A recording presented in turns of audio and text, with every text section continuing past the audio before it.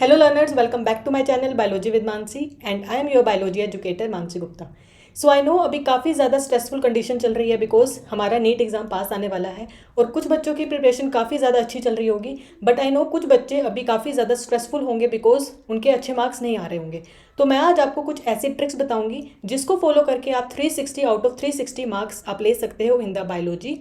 बस आपको मैं ऐसे 5 पॉइंट्स बताऊंगी, ज़्यादा लंबा वीडियो नहीं है। इन 5 पॉइंट्स को अगर आप फॉलो करोगे तो आप अपने 360 आउट ऑफ 360 मार्क्स ऑब्टेन कर सकते हो इन द बायोलॉजी। तो स्टार्ट करते हैं वीडियो को। सिर्फ 5 पॉइंट्स ऐसे होंगे। तो सबसे पहला पॉइंट है यस सिलेबस कंप्लीशन। अब देखो यहाँ पे मैं मानती हूँ कि दो टाइप के स्टूडेंट्स हैं। एक बच्चा जिसने अपना सिलेबस कंप्लीट कर लिया है ना, और एक बच्चा जो कि अभी सिलेबस अपना कंप्लीट कर रहा है। मे बी उसका 10% अभी बचा हो, 15% बचा हो या 20% बचा हो, है ना। तो यहाँ पे मैं ऐसे दो स्टूडेंट्स को लेके चल रही हूँ जिनका सिलेबस कंप्लीट हो चुका है। जिनका सिलेबस कंप्लीट हो चुका है उनको तो अब टेंशन लेने की ज़रूरत नहीं है बिकॉज उनका सिर्फ अब एक ही काम है, दैट इज़ रिवीजन। उनको सिर्फ रिवीजन करनी है। बट वो बच्चे जिनका सिलेबस अभी कंप्लीट नहीं हुआ है ना, कुछ बच्चे होंगे जिनका सिलेबस कंप्लीट नहीं हुआ है, उनको अब यहाँ पे दो काम करने हैं। उनको रिवीजन भी करना है और उनको अपना बैकलॉग भी कंप्लीट करना है, राइट। तो आज मैं उन बच्चों पे फोकस करूंगी जिन्होंने अपना सिलेबस कंप्लीट अभी तक नहीं किया इस वाले पॉइंट में। तो जिन भी बच्चों ने अपना सिलेबस कंप्लीट नहीं किया है अभी तक, उनको क्या करना है, सबसे पहले अपना सिलेबस कंप्लीट करना है। फॉर एग्जाम्पल मान लो आपका 10% बचा हुआ है, 15% बचा हुआ है, तो आपको क्या करना है, अपनी एक डेट फिक्स कर लेनी है, लाइक 15 फेब और 30 फेब, मतलब फेब का लास्ट मंथ, मतलब एंड ऑफ द फेब। आपको क्या करना है, अपनी एक डेट फिक्स कर लेनी है कि हाँ मुझे इस डेट तक अपना सिलेबस कंप्लीट करना है और उसके अकॉर्डिंग आपको अपना टाइम टेबल बनाना है। ये काफ़ी ज़्यादा इंपॉर्टेंट है। आपको अपना एक टाइम टेबल सेट करना पड़ेगा कि हाँ मुझे इतने टाइम में इतना करना है, इतने टाइम में इतना करना है, इस दिन ये चैप्टर कंप्लीट करना है, इस दिन ये चैप्टर कंप्लीट करना है।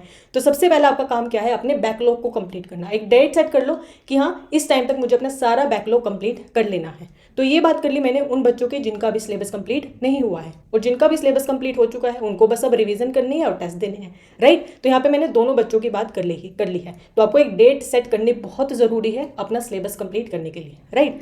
सेकेंड पॉइंट क्या है यहाँ पे, second point is do we need to revise completed chapters. अब क्वेश्चन आता है उन बच्चों के लिए जिनका भी बैकलॉग बचा हुआ है, तो उनका जो कंप्लीट हो चुका है चैप्टर्स, मान लो आपने क्लास 11th कंप्लीट कर ली है बायोलॉजी की और क्लास 12th में आपका एक यूनिट बचा हुआ है, that is ecology for example. तो क्या हमें जो हमारा सिलेबस कंप्लीट हो चुका है, like 11th and class 12th का हाफ पार्ट जो आपका कंप्लीट हो चुका है, उसको रिवाइज करना है साथ साथ? तो बिल्कुल यस, आपको उसको साथ साथ रिवाइज करना है। क्योंकि देखो जब आप नया पढ़ोगे तो हो सकता है कि आप पुराना भूल जाओ, है ना। आप नया पढ़ते रहोगे, अपना बैकलॉग कंप्लीट करोगे तो हो सकता है आप अपना पुराना भूल जाओ, है ना। तो हमें उसको भी रिटेन करना है, उसको भी अपने माइंड में लेके चलना है।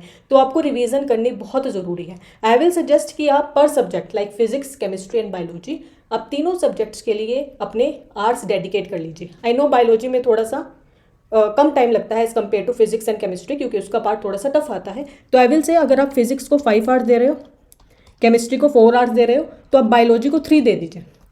अगर आप दिन में 3 आवर्स भी दे रहे हो बायोलॉजी को तो दैट इज़ सफिशेंट। अब आपको इस बायोलॉजी के 3 आवर्स को डेडिकेट करना है ना। अब आपको इसको डिवाइड करना है। एक वो पार्ट जो कि आप कंप्लीट कर चुके हो उसकी आप रिवीजन करोगे, उसको सिर्फ आप 1 आवर दीजिए डेली 1 आवर दीजिए। एंड आई गेस इस टाइम पे अगर आपने अपने प्रॉपर नोट्स बनाए हैं तो एक चैप्टर को रिवाइज करने में 1 आवर सफिशिएंट है। मैं भी यहाँ पे यूट्यूब पे क्लासेस लेती हूँ, 1 शॉट सीरीज में करा रही हूँ, आप उसको भी फॉलो कर सकते हो। हम 1 आवर में 1 चैप्टर कंप्लीट करते हैं। तो आपको क्या करना है, रिवीजन भी करनी है इसी 3 आवर्स में। 1 आवर में रिवीजन कर लीजिए, बाकी बचे हुए 2 आवर्स में आप अपना बैकलॉग कंप्लीट कीजिए। इस बाकी बचे हुए 2 आवर्स में आपको अपना बैकलॉग कंप्लीट करना है। बहुत ज़रूरी है अपने टाइम को डिवाइड करना। तो आप ये कर सकते हो। मैंने देखो यहाँ पे बायोलॉजी को सबसे कम टाइम दिया है, ठीक है। तो क्योंकि बायोलॉजी में थोड़ा सा इजी रहता है, आपको एनसीईआरटी पढ़ के हो जाता है as compare to physics and chemistry. आपको उसमें न्यूमेरिकल्स वगैरह एक्स्ट्रा सोल्व करने पड़ते हैं, इसीलिए मैंने बायोलॉजी को सबसे कम टाइम दिया है। तो रिवीजन में आपको 1 आवर लगाना है, जो भी आपका बैकलॉग हो चुका है उसको कंप्लीट करना है, और बाकी बचे 2 आवर्स में आपको अपना बैकलॉग कंप्लीट करना है। तो 1 आवर में रिवीजन कर लो जो कंप्लीट हो चुका है, 2 आवर्स में अपना बैकलॉग कंप्लीट कर लो। ऐसे अपने आपको अपने टाइम को डिवाइड करना पड़ेगा, ठीक है। तो रिवीजन करनी बहुत ज़रूरी है। ऐसा नहीं होना चाहिए कि नया नया पढ़ रहे हैं और पुराना भूल गए। दोनों चीज़ों को साथ में लेके चलना है, अपना रिवीजन वाले पार्ट को भी और अपने बैकलॉग को भी, तभी आपका सब कुछ रिटेन रहेगा माइंड में। अदरवाइज लास्ट मंथ में बहुत ज़्यादा प्रेशर आ जाएगा आपके ऊपर, राइट, ठीक है। थर्ड पॉइंट हम देखते हैं इसके अंदर क्या है, टाइम मैनेजमेंट। मैंने अभी आपको बताया आपको अपने टाइम को मैनेज करना आना चाहिए, है ना। सबसे पहले देखिए कि आपका टाइम जा कहाँ रहा है। देखो सबके पास 24 आवर्स है, बेशक कोई यूपीएससी का एग्जाम क्लियर कर रहा है या फिर आप अपना नीट का एग्जाम क्लियर कर रहे हो, है ना, सबके पास 24 आवर्स है, राइट। तो हमें इस 24 आवर्स को ही अपने टाइम को डिवाइड करना है, ठीक है। अगर आप सुबह अच्छा पढ़ पाते हो तो जल्दी उठो, है ना, और अगर आप सुबह नहीं उठ पाते, आपको रात को अच्छी पढ़ाई होती है, तो रात को लेट नाइट स्टडी करो। आपको अपने टाइम को डिवाइड करना आना बहुत ज़्यादा ज़रूरी है। मैंने अभी आपको बताया कैसे टाइम मैनेज कर सकते हो। आप फिजिक्स को अगेन 5 आवर्स दे सकते हो, है ना, केमिस्ट्री को 4 दे सकते हो और बायोलॉजी को 3 आवर्स दे सकते हो। बट ये आप पे डिपेंड करता है। अगर आपको लगता है कि मेरी केमिस्ट्री वीक है, फिजिक्स मेरी अच्छी है, तो आप इसको स्विच कर लीजिए, आप केमिस्ट्री को 5 आवर्स दे दीजिए, फिजिक्स को 4 दे दीजिए। अगर आपको लगता है कि नहीं मेरी फिजिक्स केमिस्ट्री दोनों अच्छी है, बायोलॉजी में मुझे थोड़ा सा रिवीजन में टाइम लगता है, रिटेन नहीं रहता माइंड में, है ना, क्योंकि बायोलॉजी में थोड़ा सा रटिफिकेशन चलता है ना, हमें याद रखनी पड़ती है सारी एनसीईआरटी की लाइन्स, तो आप इसको भी स्विच कर सकते हो। ये आपको देखना पड़ेगा कि आपका कौन सा पार्ट वीक है, कौन सा पार्ट अच्छा है। उस टाइम से, उस हिसाब से आपको अपना टाइम मैनेज करना आना चाहिए। तो time management is very important. I will suggest कि आप सभी क्या कीजिए, आने वाले अपने 1 मंथ या फिर 2 मंथ्स का अपना एक टाइम टेबल सेट कर लीजिए कि हाँ मुझे इस वीक में ये करना है, इस वीक में ये करना है, इस वीक में ये करना है। इससे क्या होगा, जब आप अपना टारगेट कंप्लीट करोगे तो आपको एक कॉन्फिडेंस आएगा कि यस मेरा हो रहा है, मैं अपना बैकलॉग भी कंप्लीट कर रहा हूँ, रिवीजन भी कर रहा हूँ, मैं सही डायरेक्शन में जा रहा हूँ। तो आई विल सजेस्ट कि आप एक अपना दिन का 1 आवर या 2 आवर निकाल के अपना एक मंथली एक टारगेट सेट कीजिए। टाइम मैनेजमेंट करना आपको आना चाहिए, very important. As a student time management is very very important, ठीक है।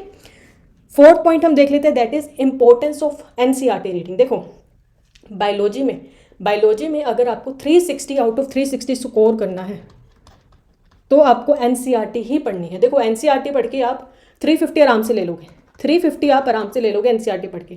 बाकी बचा हुआ तो 10 मार्क्स है, वो थोड़ा सा मैं कहूँगी कि बाहर से आता है, थोड़ा सा एक्स्ट्रा आता है। बट अगर आपने कोचिंग क्लासेस ली होंगी तो वहाँ पे भी आपको बताया होगा जो भी एक्स्ट्रा पॉइंट्स होते हैं, सभी टीचर्स बताते हैं, है ना। तो आपको एनसीईआरटी रीड करनी आनी चाहिए, है ना। एनसीईआरटी रीडिंग का भी एक मेथड होता है। NCERT reading is very important. उसकी हर एक लाइन आपके माइंड में होनी चाहिए। इवन आपको ये भी पता होना चाहिए कि हाँ ये लाइन किस पेज पे थी, ठीक है। इतने अच्छे से आपको एनसीईआरटी रीडिंग आनी चाहिए, ठीक है। एनसीईआरटी में क्या होता है, हर एक यूनिट के स्टार्टिंग में कुछ पैराग्राफ दिया होता है जिसमें साइंटिस्ट के बारे में बताया होता है ना, कि ये यूनिट मान लो प्लांट फिजियो है तो किस किसने डिस्कवर किया, कैसे कैसे रिसर्च हुआ। और चैप्टर के बाद समरी पार्ट भी दिया होता है ना, सबने पढ़ी होगी एनसीईआरटी। चैप्टर के बाद समरी पार्ट भी दिया होता है, तो आपको वो दोनों भी कंप्लीट करने हैं। चैप्टर के साथ स्टार्टिंग का पोर्शन और एंड में जो समरी वाला पोर्शन होता है वो आपको कंप्लीट करना है, उसको छोड़ना नहीं है, ठीक है। काफ़ी बच्चे सोचते हैं कि हमने पूरा चैप्टर पढ़ लिया, अब समरी क्यों पढ़े, वो तो समरी है। नहीं, समरी में एक्स्ट्रा पॉइंट्स होते हैं, तो आपको समरी भी पढ़नी है और स्टार्टिंग में जो एक पैराग्राफ दिया होता है हर यूनिट से पहले आपको वो भी पढ़ना है। साथ में आपको एनसीईआरटी के एग्जाम्पलर क्वेश्चंस भी करने हैं। मैंने एनसीईआरटी एग्जाम्पलर सीरीज डाली हुई है अनअकैडमी पे, आप देख सकते हो, लिंक मैंने डिस्क्रिप्शन में दिया हुआ है, ठीक है। तो आपको एनसीईआरटी का स्टार्टिंग का पार्ट, एनसीईआरटी में chapter, summary as well as जो बैक में एक्सरसाइज क्वेश्चन होते हैं उनके एमसीक्यूज भी सोल्व करने हैं, सब कुछ करना है। अगर आपको 350 मार्क्स चाहिए, ठीक है, और अगर 360 चाहिए तो थोड़ा सा एक्स्ट्रा पढ़ना पड़ेगा। आप मेरी क्लासेस यूट्यूब पे और अनअकैडमी पे फॉलो कर सकते हो, देख सकते हो, दैट इज़ फ्री है आपके लिए, ठीक है। लास्ट पॉइंट मैंने बताया था 5 पॉइंट्स होंगे, 4 पॉइंट्स हमने कवर कर लिए। Last point is mock test. देखो अभी आपने क्या किया, अभी तक आपने सारा सिलेबस कंप्लीट किया, अभी तक आई नो किसी ने ज़्यादा टेस्ट नहीं दिए होंगे, है ना। अब आपको टेस्ट देना है। इट इज़ हाई टाइम कि अब आपको टेस्ट देना शुरू करना है, क्योंकि अगर आप टेस्ट नहीं दोगे तो आपको पता नहीं लगेगा कि हाँ मैं कहाँ गलती कर रही हूँ, है ना, कहाँ गलती कर रही हूँ, कौन सा पार्ट मेरा वीक है, क्या मेरी जेनेटिक्स वीक है, क्या मेरी बायोटेक वीक है, क्या मेरा रिप्रोडक्शन वाला पार्ट वीक है। तो मॉक टेस्ट देके आपको देखना पड़ेगा कि हाँ कौन सा मेरा चैप्टर वीक है, किस में मुझे रिवीजन की नीड है और किस में मुझे रिवीजन की नीड नहीं है। तो आपको मॉक टेस्ट ज़रूर से ज़रूर देने हैं। Mock test is very important. आपको एक अपनी मिस्टेक नोटबुक रेडी करनी है जिसके अंदर आप लिख सकते हो कि हाँ मैं इस चैप्टर में ये मिस्टेक कर रहा हूँ, तो आपको उसको बार बार रिवाइज करना है। तो मॉक टेस्ट आपको देने हैं। आप अभी वीकली मॉक टेस्ट स्टार्ट कर सकते हो, हर वीक एक मॉक टेस्ट दे दो। फॉर एग्जाम्पल आपने संडे सोच लिया कि हाँ हर संडे मैं एक मॉक टेस्ट दूंगा। अभी मैं ज़्यादा मॉक टेस्ट नहीं बोल रही, अभी मैं आपको सिर्फ वीकली एक मॉक टेस्ट बोल रही हूँ। जैसे जैसे मार्च आएगा, मार्च अप्रैल, फिर आपको अपने मॉक टेस्ट की फ्रिक्वेंसी इंक्रीज करनी पड़ेगी, लाइक वीक में 2 बार 3 बार, है ना। और जैसे जैसे अप्रैल एंड आ जाएगा, मई में तो हमारा एग्जाम ही है, अप्रैल एंड आ जाएगा, फिर आपको अपने मॉक टेस्ट डेली देने पड़ेंगे, ठीक है, डेली देने पड़ेंगे। तो मॉक टेस्ट की अब फ्रीक्वेंसी आपको बढ़ानी है। अभी आप वीकली 1 दे दीजिए, दैट इज सफिशिएंट। धीरे धीरे फिर जैसे मार्च आएगा देन 2, 3 एंड देन आप डेली मॉक टेस्ट अपने स्टार्ट कर सकते हो, ठीक है। यहाँ पे हमारे 5 पॉइंट्स कंप्लीट होते हैं। प्लस मैं आपको कुछ ऐसे यूनिट्स बता देती हूँ जिसको अगर आप प्रिपेयर करोगे तो भी आप अच्छा स्कोर कर सकते हो। So the very first unit is genetics. Genetics से बहुत सारे क्वेश्चन आते हैं, बहुत सारे क्वेश्चन। और अभी जेनेटिक्स में क्या हो रहा है, नॉर्मल क्वेश्चन नहीं आ रहे, ज़्यादातर न्यूमेरिकल वाला पार्ट आ रहा है। जेनेटिक्स में आप देखोगे न्यूमेरिकल पार्ट से ज़्यादा क्वेश्चन आ रहे हैं। जैसे पेडिग्री हो गया है ना, होमोजाइगस हेट्रोजाइगस, उनकी फ्रीक्वेंसी निकालना है ना, ये सब आपको अच्छे से करना है। इवोल्यूशन में हार्डी विंगबर्ग प्रिंसिपल के न्यूमेरिकल्स, ये आपको अच्छे से करने हैं। Second most important unit will be biotech. Biotech से assertion reason statement based question ज़्यादा आ रहे हैं, तो बायोटेक यूनिट, इसमें दोनों चैप्टर आपको अच्छे से करने हैं, प्रिंसिपल्स एंड प्रोसेसेस भी और एप्लीकेशन वाला पार्ट भी, तो दोनों आपको अच्छे से प्रिपेयर करने हैं। Third most important unit will B